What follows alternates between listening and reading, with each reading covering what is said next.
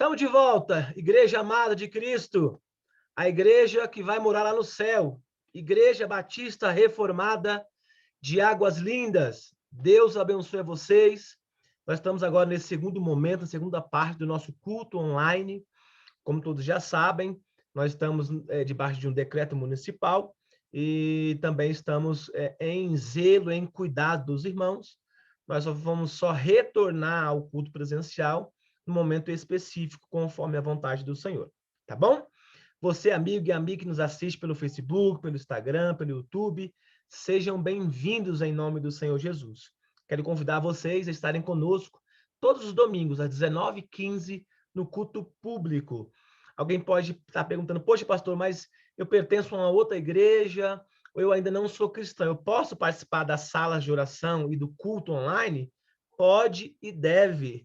É aberto para todos, tá bom? Você pode nos solicitar nas nossas mídias sociais lá, nossos contatos, no YouTube, em todas as redes sociais nós temos lá a Igreja Batista Reformada Vida Abundante, tá bom? Nesse momento, nós vamos receber o pastor Zé Dias, que vai continuar a ministração da semana passada, Justificação pela Fé, baseado no sermão de Charles Spurgeon, 126. Nós vamos ouvir e aprender mais do Senhor. Amém, meus irmãos? Vamos lá? Então, prepare a sua Bíblia e a sua caneta, vamos lá. Está contigo, reverendo. Graças e paz, queridos, mais uma vez. Vamos dar continuidade à administração que nós começamos na semana passada, onde, com base no sermão de número 126 de Charles Spurgeon, a justificação pela graça. É o texto qual nós lemos, se encontra em Romanos, no capítulo 3, verso 24. Quantos irmãos encontram aí? Eu vou observar pelo pessoal aqui de casa. Enquanto eles encontram... Ixi, já achou. Então, bora. Então, vamos lá. Vamos seguir. Romanos 3, 24. Sendo, pois, justificados gratuitamente pela sua graça e pela redenção que há em Cristo Jesus. Nós falamos na semana passada, esse sermão de Charles Spurgeon, ele é dividido em 3 partes, né? Nós falamos na semana passada sobre a redenção que há em Cristo Jesus. Nós falamos ali que Cristo pagou de uma só vez todo o preço do resgate. Ele não pagou a nossa dívida em parcelas. Ele pagou toda a dívida de uma só vez. Dívida essa que eu e você éramos incapazes de pagar. Então, nós comentamos sobre isso na semana passada. Nós comentamos que quando Cristo bradou lá na cruz, está consumado, é porque realmente já estava consumado, não havia mais nenhum preço a pagar. Inclusive, aquela história que... Aquele linguajar evangeliquez que nós ouvimos das pessoas falando, eu estou pagando um preço por fulano, eu estou pagando um preço por Beltrano. Infelizmente, é um vocabulário inadequado e ele não está de acordo com as Escrituras, porque não condiz com o que a palavra de Deus nos fala. Uma vez que Cristo pagou o preço por nós na cruz do Calvário, não há necessidade de ninguém mais pagar o preço por nós. Ninguém também seria capaz de pagar esse preço por nós. Nem o meu brother pastor Zéias, nem eu como pastor ou pai dos meus filhos poderia pagar esse preço por ele. Não é? A nós cabe a responsabilidade de orientarmos os irmãos de acordo com as Escrituras, falando para os irmãos aquilo que é a verdade do Evangelho, sem maquiá-lo ou tentar fantasiá-lo para que ele caiba dentro do entendimento das pessoas. Nós precisamos entender que o Evangelho não precisa ser adaptado para a nossa compreensão. O Evangelho precisa ser entendido à base da luz das Escrituras, sob a direção e orientação do Espírito Santo, para que, compreendendo, nós consigamos e nós possamos vivê-lo com a ajuda de Cristo Jesus. Porque até mesmo para cumprir a vontade do Pai, nós precisamos da sua ajuda, conforme está escrito lá no Evangelho de João, no capítulo 15, verso 5, na parte B, onde Jesus se apresenta como a videira e diz: sem mim nada podeis fazer. Ou seja, tudo quanto formos fazer na nossa vida, nós precisamos do Senhor. E nós temos essa felicidade como cristãos de podermos vivenciar isso.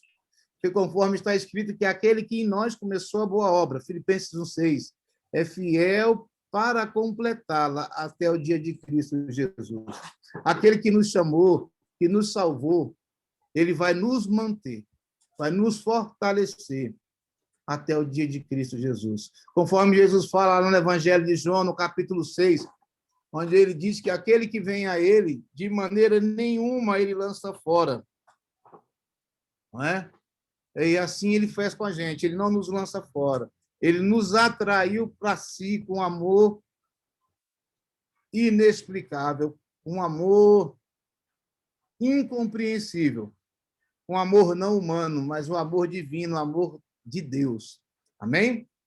Ele tomou completamente a tudo e tudo suportou, tudo sofreu, de modo que agora e para sempre não há chamas do inferno para os eleitos, nem um mínimo tormento. Eles não possuem aflições eternas. Cristo sofreu tudo o que eles deveriam sofrer. E agora eles devem e avançarão livres. Todo o trabalho foi inteiramente completado por Cristo, sem o auxílio de ninguém. Amém? Isso foi um resumão da primeira parte que nós falamos na semana passada. Agora nós vamos dar continuidade nesse sermão. Na parte 2, ele fala sobre o auxílio do Espírito de Deus. Ele nos narra da seguinte maneira: e agora, pelo auxílio do Espírito de Deus, me dirigirei ao efeito desse resgate. Ser justificado. Justificado gratuitamente pela sua graça, pela sua redenção. Ora, qual é o significado da justificação? Não há coisa alguma que possa ser tida como uma justificativa pelos homens na terra, exceto uma. A justificação, como sabem, é um termo forense, ele é empregado no sentido legal. Por exemplo, um prisioneiro, ele é trazido ao Tribunal de Justiça para ser julgado.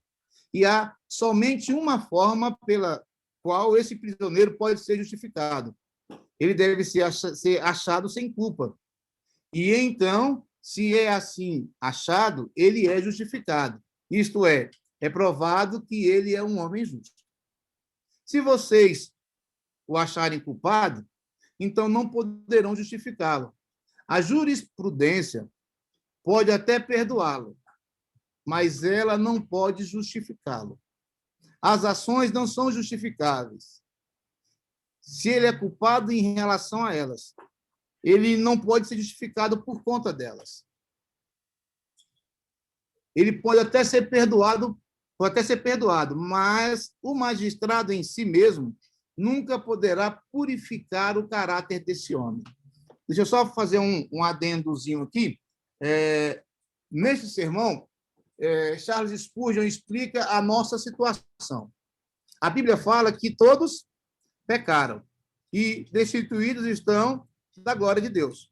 Nós também vemos na Bíblia falando que nós somos justos. Mas como nós poderíamos cometer ou ter algum ato de justiça se nós somos injustos e pecadores? É isso que Charles Spurgeon está explicando para a gente. Ele está dizendo o seguinte, que nós fomos levados... Ele está explicando como é que funciona a justificação.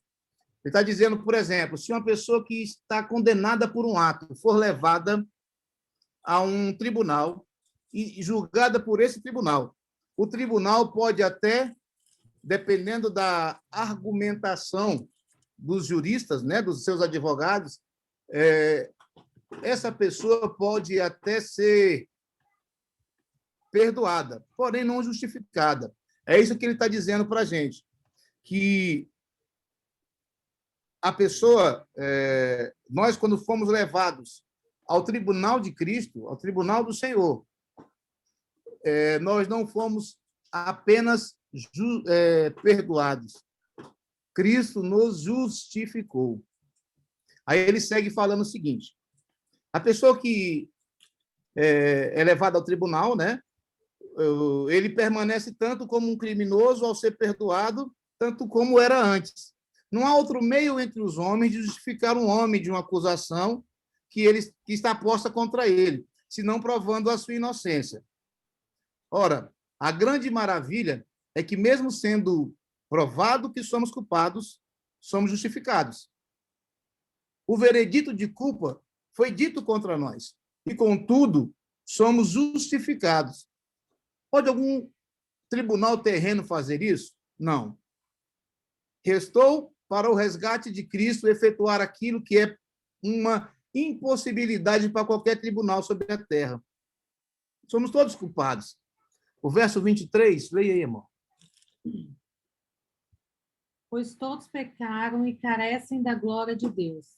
O verso 23 diz o seguinte: porque todos pecaram e destituídos estão da glória de Deus. Ali é o veredito da culpa, que é estabelecido, e logo depois é dito que somos justificados gratuitamente pela sua graça. Agora vamos explicar a forma pela qual Deus justifica o ímpio. Estou prestes a conjecturar um caso impossível. Um prisioneiro foi julgado e condenado à morte. Ele é um homem culpado. Ele não pode ser justificado, pois foi criminado. Mas agora imagine por um momento que uma coisa tal como essa poderia acontecer. Uma segunda parte foi introduzida, a qual poderia tomar a culpa daquele homem sobre ele. Uma parte que poderia, com efeito, trocar de lugar com aquele homem. E, através de um misterioso processo, que é claro, é também impossível para os homens, tornar-se aquele homem, ou tomar o caráter daquele homem sobre si. Ele, o reto, colocando o rebelde em seu lugar e fazendo dele um homem justo. Não poderíamos fazer isso em nossas cortes, em nossos tribunais. Se eu tivesse perante o tribunal e ele condenasse que eu deveria cumprir 1 ano de detenção, no lugar de algum miserável que foi condenado ontem a 1 ano de prisão, eu não poderia receber essa culpa. Eu até poderia receber a punição, mas não sua culpa. Agora, o que carne e sangue não podem fazer, Jesus Cristo, pela sua redenção, o fez. Aqui estou, pecadores de Jesus. Me declaro agora como um representante de todos vocês. Estou condenado a morrer. Deus diz: condenarei tal homem. Eu devo puni-lo e o punirei. Aí Cristo chega e põe-se de lado e diz o seguinte: chega, põe-me no lugar dele. Quando é exigido o argumento, Cristo diz: culpado. Ele toma a minha culpa para ser a sua própria.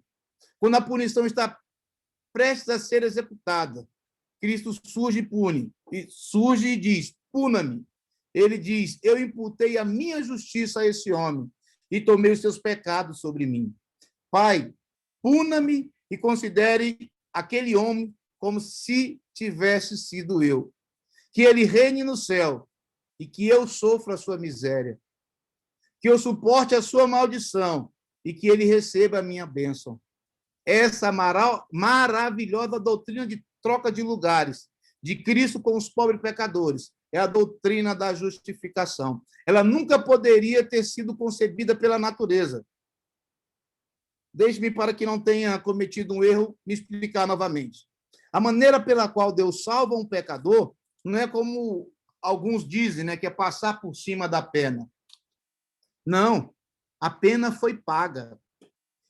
É a colocação de uma outra pessoa no lugar do rebelde. O rebelde deve morrer, assim Deus disse. E Cristo disse: eu serei o substituto do rebelde. Zé, sim. Me perdão, desculpa interromper. Sim. É lindo isso, cara. Isso é maravilhoso quando a gente vê Deus, o próprio Cristo, né? se fazendo injusto para nos tornar justo. Cara, Sim, é algo assim incrível. A justificação é algo complexo, maravilhoso. Aí está o cerne ele- do evangelho, né, pastor? Aí está a isso. graça da Ele coisa toma. É aquilo que Isaías fala, né? Ele tomou sobre sobre si. si. Isso. Ele é como se ele assumisse o nosso lugar. Naquele momento da cruz, Cristo está carregando o pecado de todo mundo. Prestes àquele momento, o doutor Lucas chega a escrever que tamanha era a agonia do seu Agonia. corpo humano que ele chegou a suar gotas de sangue.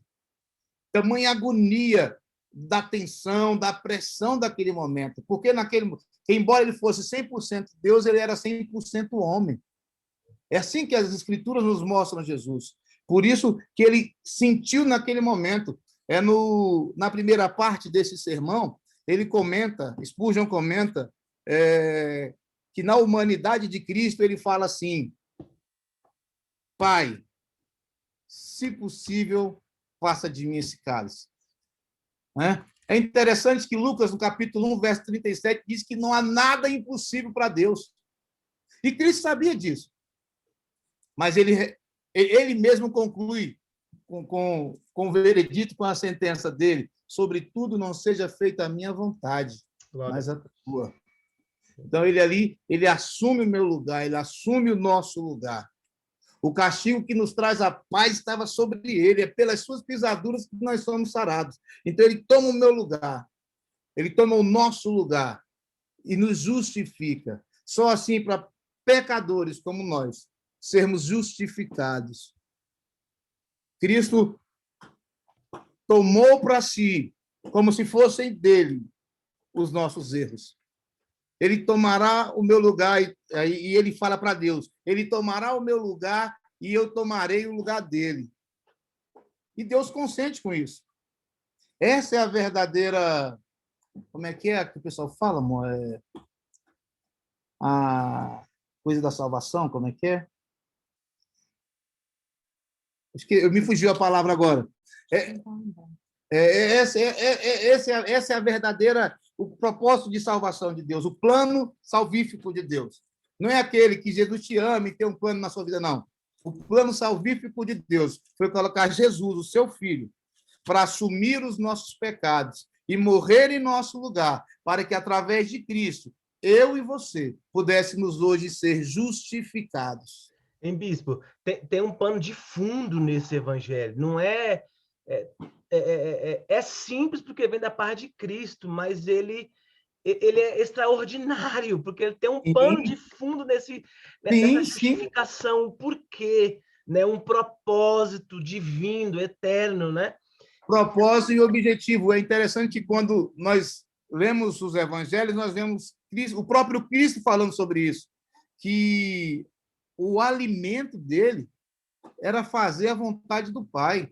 E a vontade do Pai era essa, que nenhum daqueles que ele deu para Cristo se perdesse. E para que nenhum se perdesse, era necessário que ele passasse por aquilo que ele passou, em nosso lugar, para que hoje, através dele, nós tivéssemos vida. E nós vamos perceber que o Evangelho, com as Escrituras, ela não vai deixando brecha, ela vai se encaixando. Perfeito, perfeito, perfeito. E a gente percebe, então, que o centro do Evangelho, o centro do universo não somos nós, mas é Cristo. É porque dele, por ele e para ele. A glória, pois, seja a ele eternamente. Amém. Amém? Ele toma o nosso lugar e fala para Deus assim, ó. Né? E Deus consente com a postura dele, e ele fala assim, que ele reine em meu lugar. Né? Ele toma o meu lugar, ele tomará o dele. E Deus consente com isso. Nenhum monarca terreno teria poder para assentir em tal mudança. Mas o Deus do céu tem o direito de fazer tudo o que lhe apraz. Em sua infinita misericórdia, ele consentiu com o procedimento. Filho do meu amor, disse ele, deves ficar no lugar do pecador. Deve sofrer o que ele deveria ter sofrido. deve ser contado como culpado, assim como ele foi. Somente então olharei para o pecador com outra visão. Eu olharei para ele como se ele fosse você. E eu o aceitarei como se ele fosse meu filho, o primogênito, cheio de graça e verdade. Darei a ele uma coroa no céu e o tomarei ao meu coração para todo sempre. Assim é que nós somos salvos, sendo, pois, justificados gratuitamente pela sua graça, pela redenção que há em Cristo Jesus. No momento em que o pecador crê em Cristo, sua culpa é dele totalmente tirada. Mas eu vou um passo além. No momento em que o homem crê em Cristo, ele deixa de ser considerado culpado por Deus, mas ele se torna justo, meritório. No momento em que Cristo toma os seus pecados, ele recebe a justiça de Cristo para que, quando Deus olhar para o pecador, o qual uma hora atrás estava morto em pecados, ele o olha com o mesmo amor e afeição que sempre viu o seu filho. O próprio Cristo disse: como o Pai me amou, assim eu vos tenho amado. Mas alguém diz: ninguém é justificado dessa forma até que morra. Acredite, ele é sim.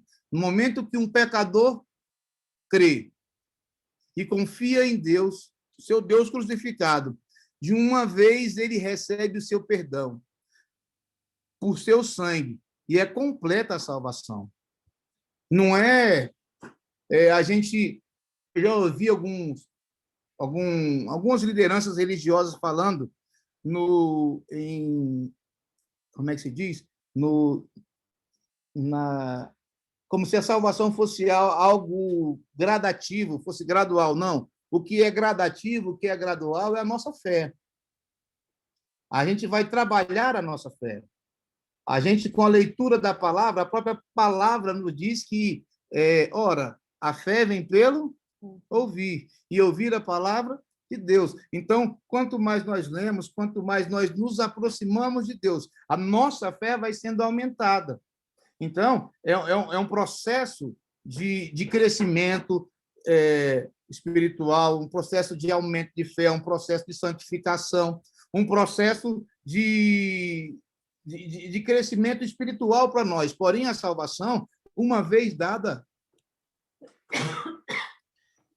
O pastor, inclusive, falando nesse processo da fé, é muito interessante, porque se a fé vem pelo ouvir, e ouvir a palavra, mas não é a palavra do bispo, do apóstolo, do pastor, do líder fulano, né? E eu não estou aqui criticando instituições, estou aqui criticando a doutrina que essas igrejas, que esses pastores, que essas pessoas pregam.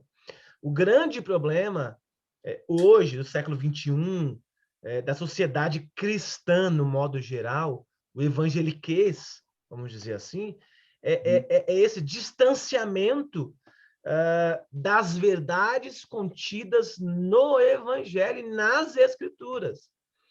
Porque, às vezes, as pessoas se acovardam em pregar puramente uma palavra pura, genuína e cristalina, porque ela não vai atrair, ela não vai trazer benefício no ponto de vista financeiro, nem de quantidade de pessoas.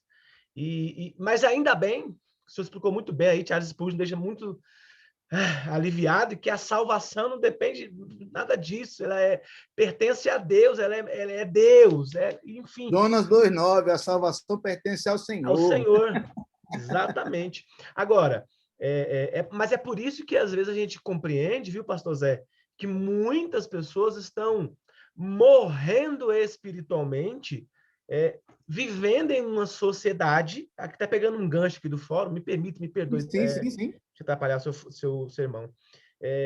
Por isso que a gente está vivendo em uma sociedade não cristã. E às vezes o nosso óculos, a nossa cosmovisão da vida, de tudo, ela não pode ser baseada na cosmovisão social, né? Política, sociocultural, filosófico, mas a nossa lente, o nosso olhar precisa ser bíblico e meramente bíblico, porque foi deixado para nós os escritos bíblicos sagrados para isso, para nos conduzir. Ignorante é quem acha que as escrituras não servem para muita coisa, né? Porque ela serve para todos os momentos práticos da nossa fé e da nossa sociedade, não é? Sim, E a gente sim. vai fazer uma leitura de Charles Spurgeon aí. Spurgeon deixa muito claro, em outros sermões, né, e que a gente já sabe, que já leu, já ouviu, né, de Charles Spurgeon, que ele deixa muito claro que as escrituras é o centro de tudo isso, não é? Eu acho que o cerne do evangelho é isso. E às vezes as pessoas, voltando para o tema, não sabem nem que é justificação e qual o pano de fundo dessa justificação, né? Acaba nem crendo, viu, pastor Zé, num Deus humano, nem um Deus divino. Um Deus histórico, por exemplo, um Jesus histórico, eles acham que não, que Deus é um Deus somente espiritual, um Deus, sei lá, não sei que eu posso nem dizer que é o termo correto, mas eu acho que o senhor nos ensinando assim sobre esse sermão, eu fico muito contente, porque a gente aprende o que é mesmo regenerar da parte de Cristo e essa justificação, né? Isso deu esse exemplo que Charles Spurgeon dá aí, cara, que exemplo maravilhoso. Ele se fez injusto, né, Zé? É. Ele se transportou, né? E Tirou isso, ó, nós de uma posição e se colocou na e posição colocou no nosso pecador. lugar. Só que veja só, eu já vi as pessoas interpretarem, pastor, esse texto de maneira equivocada, vamos colocar dessa forma, Uhum. dizendo que Cristo foi o maior pecador. Mentira. Meu Cristo Deus. nunca pecou. Ele nunca pecou. Foi o único homem que pisou nessa terra e nunca pecou. Foi Jesus. Agora, ele tomou sobre si os nossos pecados, mas ele não pecou. Né? Que É fique porque, claro para os irmãos. é porque justamente não sabem e não entendem que ele era 100% homem, 100% Deus. Isso. Eles não conseguem compreender, mas eu entendo até, pastor, que isso seja até um processo, até nós mesmos, Sim, quando sim. estudamos pela primeira vez, quando tal ensinamento nos foi mostrado, ele ia contra princípios que nós havíamos aprendido errado. Uhum. Então, para nós foi um choque entender que Cristo tinha passado tudo aquilo em nosso lugar porque nós éramos incapazes. Que nós temos uma tendência, pastor, a acreditar que, tipo assim, eu vou fazer isso em prol de ganhar aquilo e tal. A gente tem a mania de troca, né? A nossa linha de pensamento. E a gente é ensinado dessa maneira desde pequeno. Na escola você tem que estudar para aprender, para tirar nota. No trabalho você tem que trabalhar para ganhar o teu salário. Aí a gente vai para a igreja e pensa, não, eu tenho que fazer isso para aquilo. Não, quando na verdade, quando se trata do reino, nós vamos fazer porque nós fomos alcançados, porque nós entendemos que fomos perdoados. Por isso, nós vamos perdoar. Nós entendemos que fomos amados, que esse amor de Deus ele é inexplicável por nós, e por isso nós nos sentimos felizes e vamos amar o nosso próximo, porque nós vamos procurar viver como ele viveu, nós vamos procurar amar como ele amou, nós vamos procurar aprender das Escrituras que relatam a maneira que Cristo viveu, e assim a nossa maneira de ser, até a nossa maneira de agir, de pensar, vai se tornar diferente. Nós vamos ter mais prazer em ler a Bíblia e entender. Nós vamos ficar felizes quando percebemos que continuamos míseros pecadores, mas ainda assim nós somos amados. Nós vamos ficar felizes quando compreendemos aquilo que Paulo fala, que o mal que eu não quero fazer, acabo fazendo. Já o bem que eu quero fazer, esse eu não faço. Mas isso não é porque eu não quero, é porque o pecado está dentro de mim. E a gente vai perceber que nós vamos continuar limitados enquanto estivermos aqui, vamos continuar pecadores enquanto estivermos aqui, mas mesmo assim nós precisamos lutar contra esse pecado que está em nós para fazermos aquilo que é a vontade de Deus. E esse é o grande diferencial. Exatamente. Isso Faltam 3 prova. minutinhos. Isso prova, rapidamente, isso prova Né? que existe um governo sobre nós, uma Sim, soberania que nos governa. Então, nós não temos controle do ponto de vista espiritual de nada. É Deus é que determina mesmo, aí é determinismo mesmo. Deus é quem isso. que diz, Ele né? pode. Hum. Vamos Ele lá. pode determinar. Só para a gente encerrar aqui, porque eu acho divina a maneira que Deus colocou esse entendimento para ele. Ele diz: agora o terceiro ponto, sobre o qual serei breve, espero muito diligente a maneira que essa justificação é dada. Há alguns cujas bocas são um campo de irrigação para esse grande dom da justificação, que estão dizendo: ó, oh, se eu pudesse ser justificado, mas, Senhor, eu posso ser? Eu tenho sido um beberrão e um blasfemador, tenho sido tudo o que é vil, posso ser justificado? Tomará Cristo os meus negros pecados e receberei a sua alva túnica? Sim, pobre alma, se desejares. Se Deus o fez solícito e você confessar os seus pecados, Cristo está disposto a tomar os seus farrapos e te conceder a sua justiça, para ser sua eternamente.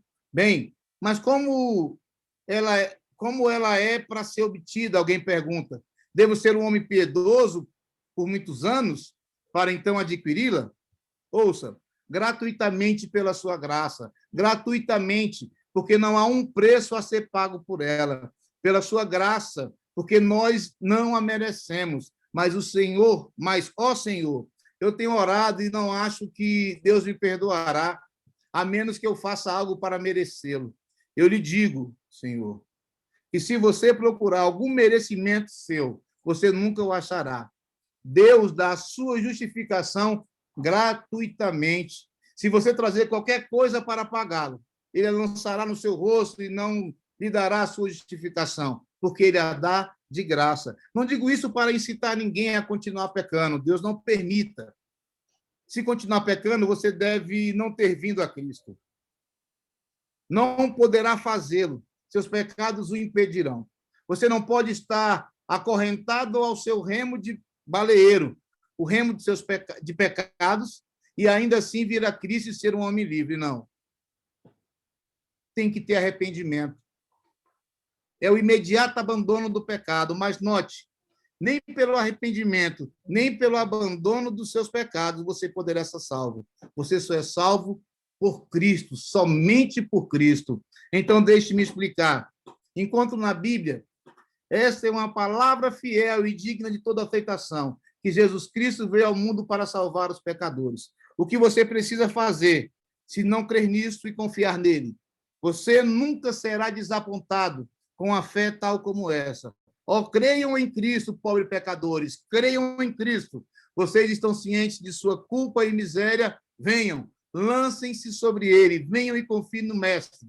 E assim como ele vive, diante do qual estou, vocês nunca crerão nele em vão. Não